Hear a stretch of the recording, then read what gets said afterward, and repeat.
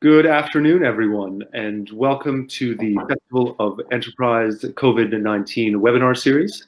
Thank you for joining us this afternoon. I'm David Stevenson, your host, and I'm joined this afternoon by Dan, Nguyen, and Rob Shakespeare from KorumLegal.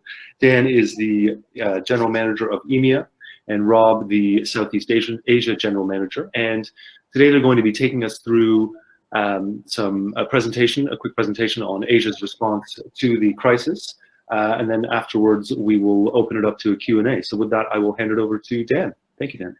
Thanks very much, Dave. Good afternoon, everyone. Thanks for joining, and thanks to the Festival Enterprise for giving Rob and myself the opportunity to share in this conversation with you today.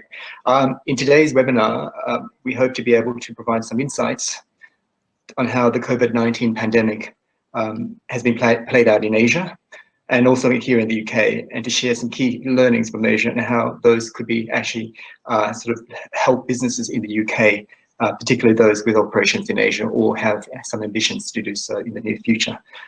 Importantly, we don't profess to know everything, obviously, right? But we simply wanted to share with you what we've seen, what we've heard from speaking with our clients and also our business partners in both regions.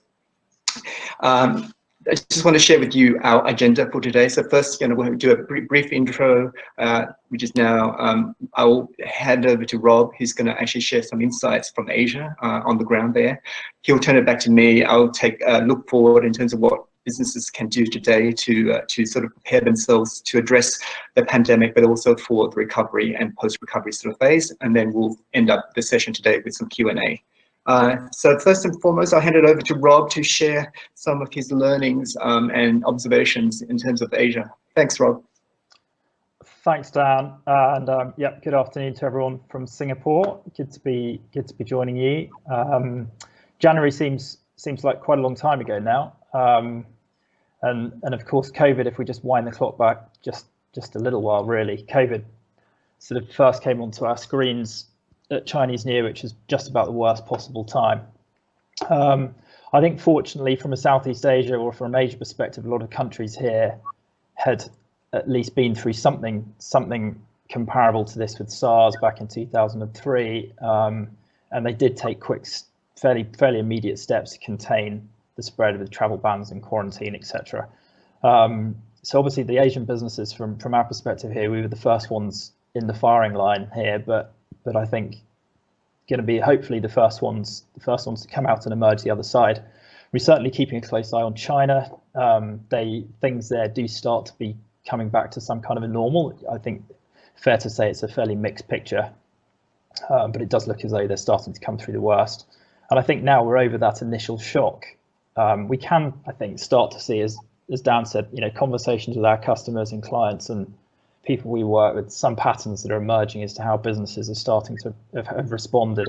And I think actually from a UK perspective, just keeping an eye on what happens in this part of the world over the coming weeks, months, I think might be quite interesting for businesses. You might get some insights by paying a bit of attention to what businesses are doing in this part of the world. So there's a few things, as you'll see from the presentation, a few things that I was just going to touch on. I think the first one I wanted to highlight was strong and effective leadership. Obviously, this applies wherever you are in the world, but clearly in tough times, it's the difference between sinking and swimming. And there's a few key behaviours that we're certainly seeing companies here really focusing on.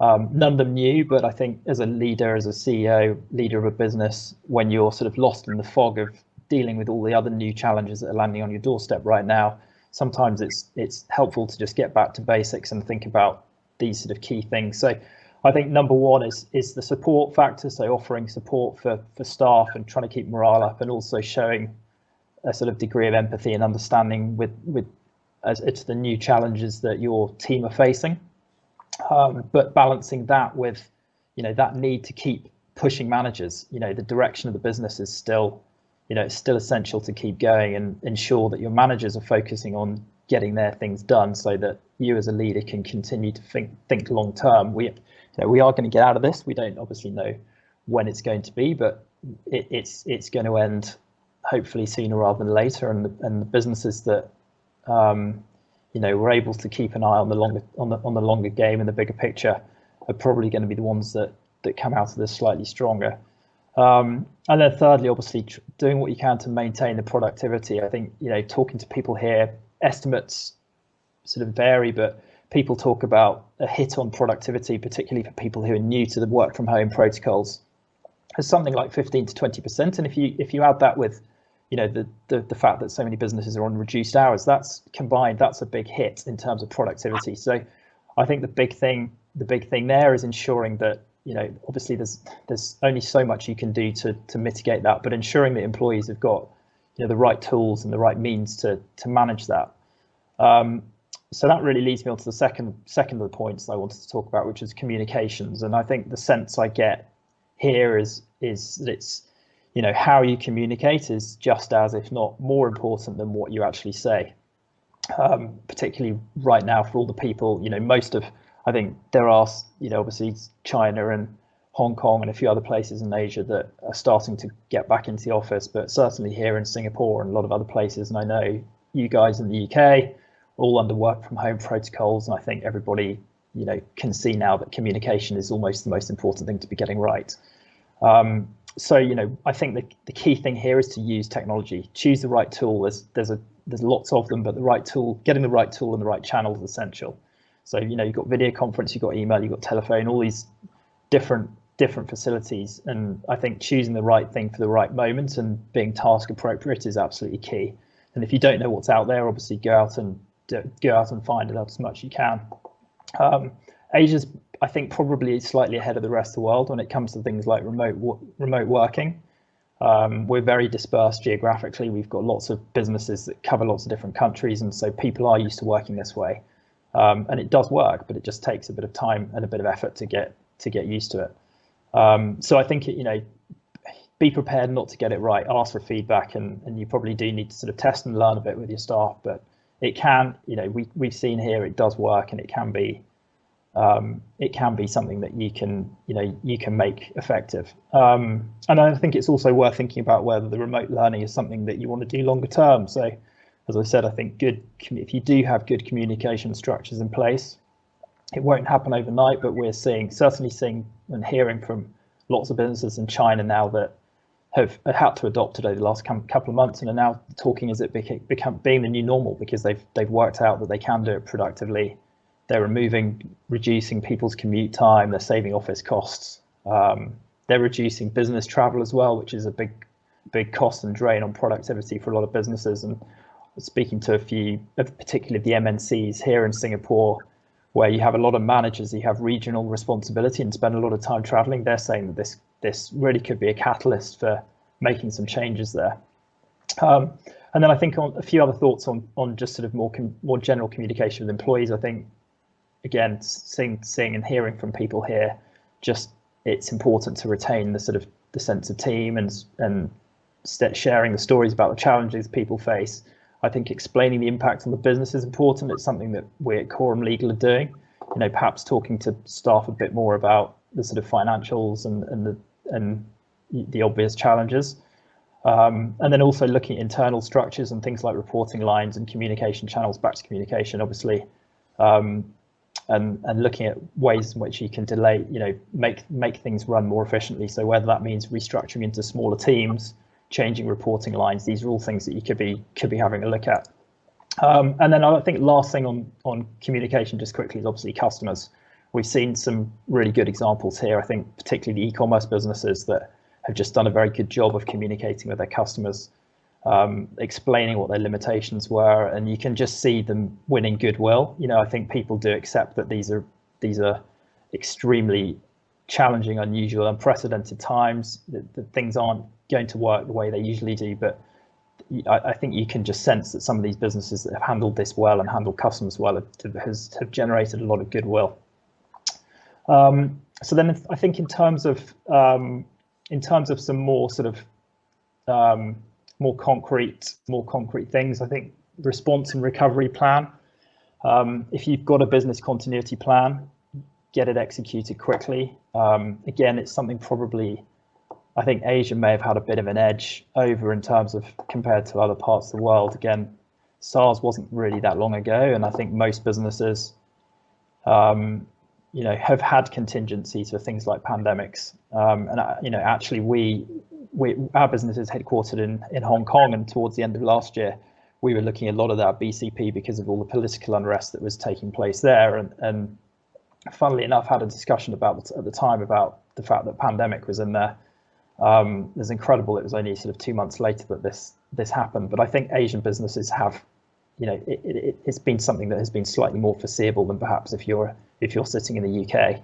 And I think we've seen the banks here, that have, particularly the big retail banks in Asia, have done a great job with their BCPs, implementing all the work from home protocols, and closing branches and moving all the customers onto online. I think they've done it. I think they've emerged with a lot of credit. I think then putting in place a recovery plan. If you don't have one, do it quickly. Move fast, be decisive. Obviously we're seeing all these businesses having to take cost-cutting measures, and it's tough. They're tough decisions, but I think you need to sort of rip off the plaster, as it were, and make those hard decisions quickly, and really get on and allow yourself to think about the opportunities beyond the short term, and really resist the temptation to go into sort of deep freeze or hibernation, because you'll miss opportunities. I think it can feel like the most obvious thing to do when you're faced with this sort of shock, but I think if you do that, you do open the door to competitors, and you can lose your market share when things return to normal. I think if you're a business that you've got external shareholders, particularly if you've got, say, VC or PE investors, you can lose their support. I think they generally have a longer term, should have a longer term view, and they can see beyond the short term, and as long as they can remain confident in the management team, they'll stay on your side. And again, I think when we looked at the GFC and then the SARS crisis in 2003, the businesses that really rebounded out of those really well were ones that just kept going. And I think if you look at a business like Alibaba, for example, they really got out in front in the e-commerce space coming out of 2003 because they just kept going. And then I think lastly, just being prepared to pivot quickly. Just talking to David actually just before the call started about moving away from physical events to webinars like this, and just that ability to pivot fast. We're seeing it with Grab here, which is an Uber-like business which had a lot of taxi drivers and a sort of growing food delivery service, and they've been able to move that across horizontals from all their people. Typically you were driving taxis before, to suddenly whizzing around houses delivering food to people. So that ability to pivot quickly and be agile has been something that I think you see those businesses that are able to do that are surviving, and if not probably not thriving, but certainly continue to move forward. And then I think so in terms of sort of recovery and post COVID, I think what we've seen here is that COVID is possibly really accelerating trends that we'd already started to grow here. So I think and it's very noticeable in Asia, because we've seen for a while the sort of increase in digitization, changing consumer habits, changing workplace habits, and that need for more agile, flexible business models, businesses that can be scaled up and down really quickly. And I think that is something that the rest of the world can look at Asia and learn from, because I think they're very diverse. As I mentioned earlier, you have a lot of obviously lots of very diverse different countries, really dynamic markets, growing, obviously a growing middle class and hugely fast growing digitization. Businesses here have had to be, particularly agile and flexible, and so I think actually those sorts of businesses are actually now relatively well set for dealing with what's being thrown at them. And then I think in terms of a few things that I think we're seeing, just sort of some examples of things that we're seeing other businesses do here, just those that are looking a bit further forward. Certainly a lot of businesses are starting to look at their supply chains. So I think, looking at where you're vulnerable, and potentially moving and sourcing or your production and sourcing from places to, moving those to closer to end users and localizing or regionalizing supply chains. Obviously, everybody knows how China has been the factory of the world in many respects for a long time, and I think there's certainly sort of suggestion here that businesses are looking at transitioning their supply chain away from China to other parts of Asia, and I'd imagine the same thing would apply to UK businesses. And then also reviewing costs, looking at your fixed costs. I think the immediate challenge that everybody's looking at right now, and it's been highlighted by most governments, not just those in Asia, but the rest of the world, it's that cost of employing people. So looking at whether or not you can outsource that going forward. Hopefully this is a once in a lifetime, but I think we all sort of acknowledge right now that there's still a high degree of uncertainty about how long this situation is going to persist for. And then lastly, I think recognizing and planning that things might not get back to the sort of normal quickly or at all. I think some habits are going to change. Consumer habits particularly, I think will change. It's not necessarily going to be worse, but I think it just might be that you just have to do be prepared for the fact that it's not going to be as it was. We're seeing in Wuhan. Wuhan's a good, the best example. It was where it all started, obviously, and everything is now open again. But people just aren't, from what I understand, people just aren't really resuming their normal lives. They're still staying away from public places and gyms and restaurants and cinemas and all the places that are now actually open. But there's a reticence. Maybe it's a lack of discretionary spend because of lost income. But equally, it might be that this is going to lead to lasting changes in the way consumers behave. So I think it's probably wise not to assume everything, or at least plan for an eventuality that not everything is going to resume back to exactly the way it was before. And on that, I think I'll hand back to Dan to talk more about the looking ahead and other things you can be doing now. Thanks very much, Rob. So obviously Rob has walked you through some of the early insights and learnings from Asia and what we can potentially sort of look to leverage and take from those learnings. I just wanted to sort of go through with you now in terms of some of the concrete sort of stuff, measures that you can take as a business in terms of how you address the pandemic, how you address the crisis, and in place concrete measures to deal with the crisis and also for recovery as that comes through.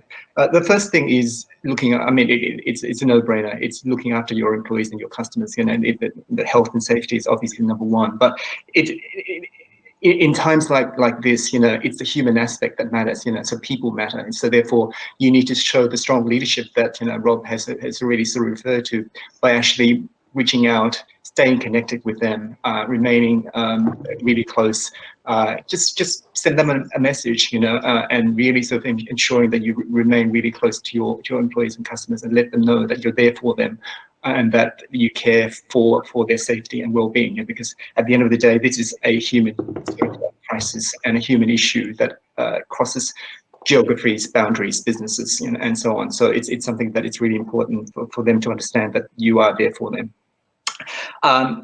And a part of that is really about here we have a small business at KorumLegal, but it applies to us as well. We have people dispersed across 4 different geographies, and so for us, we set up more regular sort of touch points, through Zoom and through other sort of technology channels to make sure that our employees get the chance to be able to talk to each other, to stay connected, because when you're not in the office, this is the only way you can actually sort of remain in touch, and I think that's helped to alleviate some of the uncertainty, some of the concerns, and some of the anxiety that people are feeling and naturally feeling. So, that increased communication and increased connection really helps to alleviate some of those sort of anxieties in the short to medium term.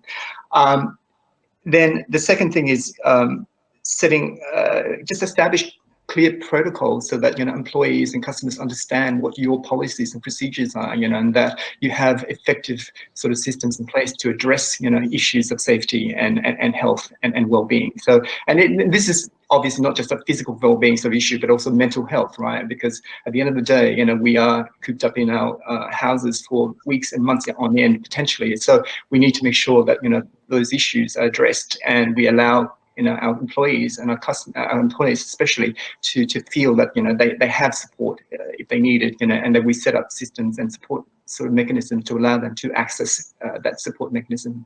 The second point I wanted to turn to is government stimulus packages, and obviously this varies from country to country and from jurisdiction to jurisdiction. But here in the UK, that the UK government has announced a number of sort of stimulus packages. Do make sure that you explore, even if you think initially that they may not apply to you. Just do the research. There's good information available on government websites as well as other sort of third-party websites and sources. Understand what is available to you. Do the due diligence and see whether or not any of those measures would benefit your business. Because at the end of the day, what you want to do is you want to stretch your, Rob's already alluded to this, you want to make sure you preserve your cash flow and liquidity, right? Because especially for small businesses, that might be challenging. So therefore, you want to preserve the cash. You want to sort of stretch that as long as possible to allow your business to weather this incredible dark storm, whilst it goes through that storm, so that you're in a better position as you come out on the other side. And as I said, you'll be surprised that there's a lot of support out there. So just make sure that you do the proper due diligence to leverage whatever support is available to your business. The third thing I wanted to sort of turn to is prioritization. This is an unprecedented sort of situation. It gives you the chance, though, to actually take a look and review at your business, your priorities, your operations, your products, your strategies moving forward, and really sort of do a prioritization exercise, in terms of really defining and clarifying who does what, within your business. Is this now the right time to actually focus on this activity or that activity? Is this market or is this region, number one priority for you or not? If it's not, and it's actually not generating sufficient revenues, and it's underperforming for you prior to this to this pandemic, then perhaps now is the time to deprioritize some of those regions or activities, and really then pivot to those areas of your business where it is doing well, or perhaps you might think it will do well, given the circumstances. So that prioritization exercise is the right thing to do right now, just to make sure that you actually are well positioned to capture the opportunities wherever they might be, whether during this crisis and beyond, as you recover. The fourth thing I want to touch upon is the housekeeping. Use this opportunity to actually take a look at your existing policies, at your existing procedures, systems, controls, structures, so that you can identify whether there are any gaps, whether there's any sort of areas that might need enhancing or further development. Because what you want to do is you want to nail it, before you scale it. And I borrowed that terminology, but I think it's very apt. Is that you want to make sure that you get your business into a situation where it is actually fine-tuned, and you've got your effective systems and policies and procedures in place to make sure that when you do come out the other side, you are in the best position to capture the opportunities, the new business opportunities, so that your business will be winning in that marketplace. So now's the time to actually take a look at those policy procedures, those systems, and really really sort of enhance them and actually optimize them to make sure that you are ready to capture those opportunities as you get out of this. And really see it as, finally, the key message in that is, it's an opportunity to get your house in order, and without, if your house is in order, then you're not going to be able to expand into new markets or capture new customers or segments, because at the end of the day, you need to make sure that you are operating really efficiently and effectively to be able to capitalize on those key opportunities as they come. And then finally, in terms of the area that I think businesses can look at is to plan ahead and capture those opportunities. As I said, avoid using this time to hibernate. Really, it's about planning for the rebound, now as we go through this crisis, use this opportunity wisely to actually review, how you operate, where you operate, which customers, are the ones that are the right sort of segments to target, what is your pricing strategy, what is your product strategy, are there opportunities to actually sort of review and optimize those, build, the other thing is, you hear this word all the time, but resilience is incredibly important, during this crisis. You need to incorporate and integrate resilience into your business model, into your business operations, but also your people, so that you are able to pivot and actually, and capitalize on the opportunities, as I said, wherever they might be. And that resilience is going to help you actually sort of build on the foundations that you've built, through the housekeeping exercise and prioritization exercise, so that when the crisis is over, you are in the best place to be able to accelerate, business activity and growth opportunities. And this requires effective leadership. At the end of the day, you are your own sort of leader throughout this process. So use it as a chance to actually look at how you lead your organization and your business, to actually allow you to sort of rebound as quickly as possible. And if it's 3 months or 6 months, this is the time to actually do the legwork, do the hard work, lay the foundations, for a solid enterprise and a solid organization, so that when we do sort of rebound and, the time is right, then you are in the best place to actually capitalize and take advantage of those opportunities, and build on the solid foundations that you've been able to sort of work on during this period of time. So with that, I think I wanted to sort of close this session and really sort of reiterate some key themes, which is, yes, we are going through an incredibly traumatic time period, and I don't think, in our lifetimes we've probably experienced anything like this, but it is happening, and the reality is that, it is happening. How you deal with a crisis, how you actually help your people and your organization address the challenges that are staring you in the face right now, is crucial to how you actually come out of it, and actually how it will determine how successful you will be when we come out of the crisis. And I guess some of the learnings that we have seen and heard from Asia is good. These are good insights and good learnings, and I think for any kind of business and wherever you are located, I think some of these things will help businesses to rebound as quickly as possible. So with that, I think I will close now and turn back to you, Dave, in case there are any questions from the audience. Great. Well, thanks very much for that, gents. I think that was incredibly informative. Some great stuff in there. So obviously it's stuff that everyone needs to think about. The situation is continuing to evolve, as you say. I mean, I suppose a question for Rob really maybe is, being on the ground in Asia, does it feel like, given that you are ostensibly sort of 3-ish months, 2.5, 3 months ahead of where we are in the European sort of space, does it feel like there's light at the end of the tunnel now, or is it a different feeling, or can you give us a sense of that? We may have lost Rob. Rob, are you there? I think we might have lost Rob. Dan, can you still hear me? Dan? Yes, I can hear you. You can hear me, great. Well, I think we might have lost Rob there. So let's wait and see if he's able to come back and join us. But we do have some questions here as well. We can answer in the meantime.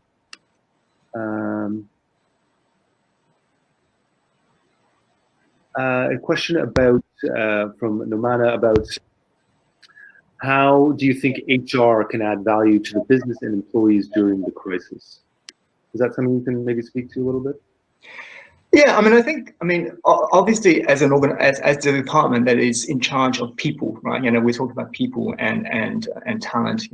I think they have an important role to play in terms of working very closely with the business and the leaders of the company to map out what are the company's requirements and capabilities, you know, during this period of the crisis, but also beyond the crisis and when the recovery happens, right? So I think there's an important exercise to be had between ensuring that, you know, you have the right people and the right capabilities in your organization to be able to address not only the immediate sort of challenges that the company and the business is facing, but also in terms of how it can actually recapture and capture some of the opportunities as the market rebound happens, you know. So I think it's a really good time to actually do that, you know. And, you know, we've done that exercise ourselves actually very recently, just to make sure that we understand what the challenges are, but and also making sure that we have the right capabilities, and not just remove the people from the equation, and actually look at what it is that we need and what are the capabilities we need as an organization to be able to service our customers as efficiently, as effectively as possible during this time, but also beyond. Great. Thanks for that, Dan. You know, I think one of the things that's so difficult about this situation is we don't know where we are in the timeline.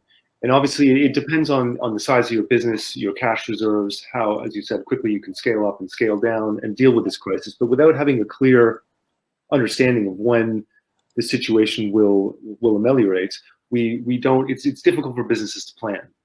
And I think that is one of the things that's so tricky. So it's really each individual business, I suppose, has to look at where they are and how long they can weather a storm that potentially, you know, we don't have an exit strategy, or we don't have a clear timeline on when an exit will come about. In relation to that, I think a really good exercise, and I think would be helpful, is for the business to do some kind of scenario planning, right? You know, so look at the worst case scenario, the likely scenario, and then the best case scenario, right? And actually do a number of sort of contingencies plans around those three sort of scenarios, right? And so that you are, and you're not going to be able to anticipate all the things that will happen, but at least it gives you a sense in terms of, you know, what is the worst case scenario, for example. Is it 12 months, you know, before we get to back to some kind of normal? And if that's the case, you know, what is it that you need to do with your business and with your customers, your operation, to be able to handle that, right? Whether it's cash flow, whether it's, you know, people, whether it's, you know, operations and systems. Or if it's a best case scenario, it's 3 months we're talking about, then perhaps, you know, you have better opportunity to be able to make, you know, a different kind of adjustments to your business. So I think that kind of exercise, and as part of your overall business continuity planning, will be really, really helpful. Excellent. Thanks for that, Dan. And yes, Tim, we very much are live right now. Rob, I think, had some connection issues. It's something that we've, you know, the internet's experiencing a large volume of increase of people watching Netflix in the middle of the day. But here, am I back? Can you see straight hear me again? We can indeed. Yes. Sorry, because I had a WhatsApp saying David asked you a question and you ignored him. So sorry about that. No. We thought we might. Sometimes the audio. The internet's facing a lot of traffic, and obviously, Rob, you're in Singapore, so the connection is actually quite good, considering, I'd say. But one thing I was just hoping you could maybe speak to a little bit is, you know, given that you are on the ground in Asia and we're sort of, you know, 2.5, 3 months behind you, you know, in Europe, whether do you get a sense that is there optimism there? Does it feel like it's the end, sort of there's a bit of light at the end of the tunnel, or does it feel just as sort of confusing? I think that might help people plan here. Yeah, I think the short answer is yes. There's definitely optimism. I'm in a slightly it's a slightly strange situation being in Singapore, because of course only a few weeks ago everybody was talking about Singapore, holding Singapore up as being the sort of paradigm as to how to deal with this. And then they had it's not really true to call it a second wave, but they've I think increased testing in certain parts of the community, and the numbers have sort of started spiking. And so we are all now under fairly strict work from home, live at home protocols, which only really came into effect a couple of weeks ago. I think the 7th of April. So whilst people back in the UK were locked down, we were here, and we've sort of been tightened up a little bit since. But, you know, our HQ in Hong Kong, everybody's been back in the office today for the first time. So I think, you know, in talking to people in Hong Kong, you know, the shops are starting to open. People are going back to work. I think if you look at, obviously, I think most people in well, everywhere, but particularly here, is looking at what's going on in China. As I think I mentioned earlier, you know, we even back at sort of ground zero in Wuhan, things are starting to, you know, people are being released and starting to get back to their daily lives. So I think there is definitely a sense here, or the sort of the end of it is more tangible, I imagine, than it is perhaps if you're in Europe or the US, where it still feels like a very distant sort of theoretical possibility. But it really there is definitely a sense of optimism. I think it's very much when certainly when rather than if. I think people recognise that yes, obviously the health crisis comes first, but the economy can't be allowed to just sort of fall into go into a deep sleep for too long. I think people are going to have to. I think now I think in most parts of the world the initial shock has sort of subsided, and I think again taking care of the health crisis, it has to be a priority. But I think people, and I can see it from what's going on in the UK, you can see the sort of tone of conversation now is moving more towards what do? We can't continue like this for too long, because the damage to the economy and to people through other means is going to be too severe. So I think we're obviously a few weeks, perhaps month or so ahead of you guys. There's definitely optimism here. I think we start not to sort of put a down on it, but I think the sort of optimism in terms of the health crisis aspect of it. I think people are starting to see what the economy might look like on the other side. So I think there's to be honest about it, I think there's obviously some concerns there about the sort of damage that this is going to do to the economy and jobs market particularly. But it's certainly I think more optimistic and has grown more. Although we're getting slightly stricter lockdowns here, it is getting more and more optimistic, I think, and certainly if I compare it to when I speak to friends and colleagues back in the UK, for sure. Good. I mean, a lot of Southeast Asia and Australasia seems to be getting back to work. Australia, New Zealand, South Korea, things are normalizing there. So hopefully that is something that we can, when people are planning, they can, hoping for a return to normalcy in a reasonable period of time, should be part of your planning. I mean, I don't think we'll be in this situation forever. Obviously, I have no crystal ball, and this is not, not in a position to comment on what the government policy is. But it seems like high-risk groups, like the elderly and people with suppressed, will be probably under some more severe lockdown for a while. But the rest of the economy will try to phase back in. So people should be, hoping that there is light at the end of the tunnel and remaining positive.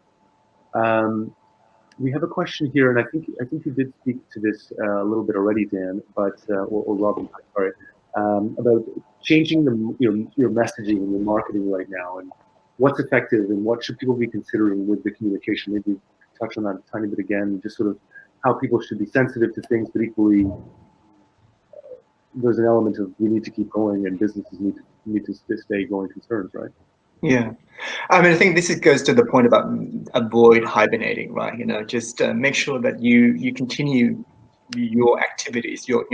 Obviously you need to pivot in certain directions if you need to, because maybe certain parts of your business, certain products are not doing so well. But I think overall the message is that you need to make sure that you continue to incentivize your people and the organization to continue going and actually sort of plan ahead. Use the opportunity to actually look at how you can do things better. Just frankly, optimizing processes. Looking at what your product and pricing strategy looks like. Is it the best? Is it the best mix? And if it's not, then be willing to be agile about it and actually make a shift. As needed, because the market is shifting so quickly. And consumer behavior and habits are changing so quickly. So you need to be there with them step by step, so that you, if not ahead of the curve, actually, so that you can respond to changes in those behaviors and demands. Thank you. And there's a sort of follow-up question here from Miranda, who is in the recruitment sector, and finding obviously there, people are focused on growth right now. So wondering about, again, this sort of balance between the drive for revenue with brand impact. And I guess what you spoke to there obviously also makes sense as well. Try and sort of pivot to other areas that potentially could see large growth after we do come back and remaining nimble, but equally not damaging the brand by being too aggressive at the moment.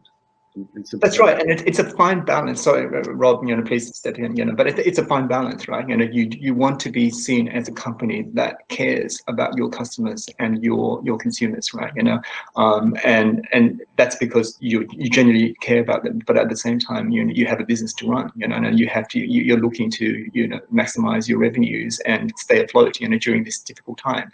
So it is a difficult sort of tightrope that you have to sort of negotiate, I guess. But I think if you are clear about what your purpose is and the company's purpose is, and what your mission statement is for your company, I think that will help you to position your external messaging accordingly, right? Stay true to what your mission statement is and what your vision for the company is, and I think that will help you to send out the right messages externally.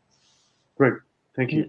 Yeah, and I think just focus on your, it's easy to say and it's difficult to do when you're faced with a sort of whirlwind of other competing issues. But I think it is that retaining that focus on your customer. And as I mentioned, examples here of businesses that you can really see that the way they've handled it, they've been upfront with their customers and potential customers about what they can and can't do. And I think people accept that. People recognize that these are unusual times and that it's not business as normal. But that if you're a business that is doing absolutely everything you can and it's still the customer's still its outward priority, that they can generate tremendous amounts of goodwill by doing that. So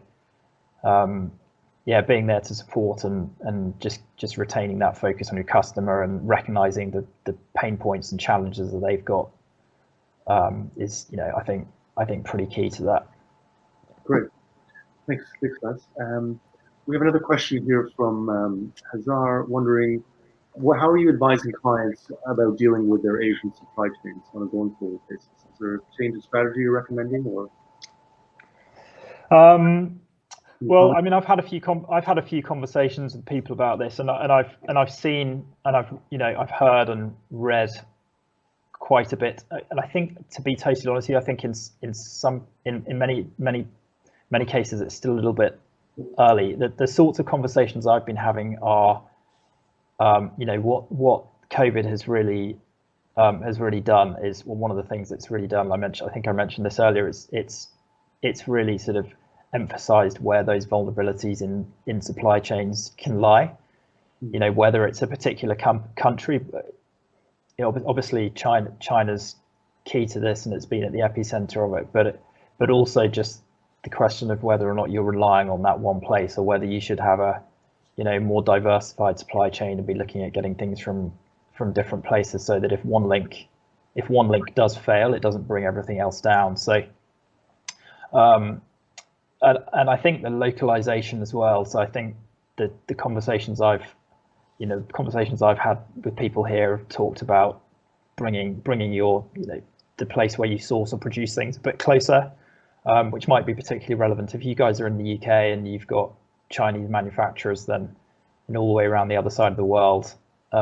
It's going to be interesting actually to see if that is something that really changes whether I think President Trump's been after this for ages, so he might get his way, but bringing a lot of production and manufacturing back to, if not your own shores, somewhere noticeably or significantly closer, so that you can sort of de-risk these. Because I think these long dispersed, diversified supply chains are the ones that seem to be giving a lot of business significant headaches at the moment, just because there's just too many places where they can go wrong. That makes sense. Well, that's great information, gents. Thank you for joining us this morning. If people want to get in touch with Korum Legal, you've got the law firm with a global footprint. I'm sure a lot of people will know how to like to know how to get in touch with you. What's the best method to do that?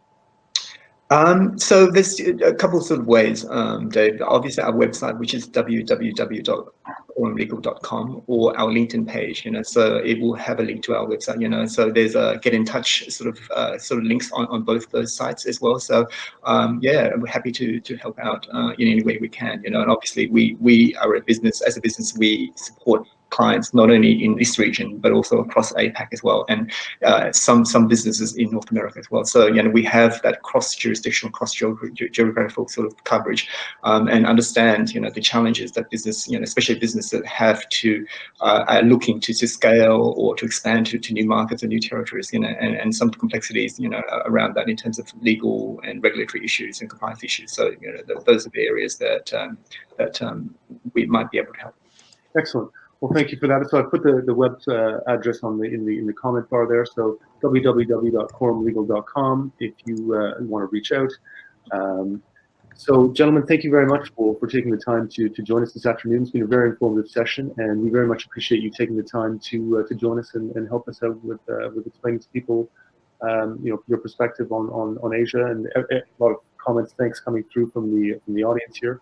It's been a great session. Thank you so much. Thank you very much for your time. Thanks. Thanks for having us. Good luck, everybody. Thanks. Stay safe. Bye.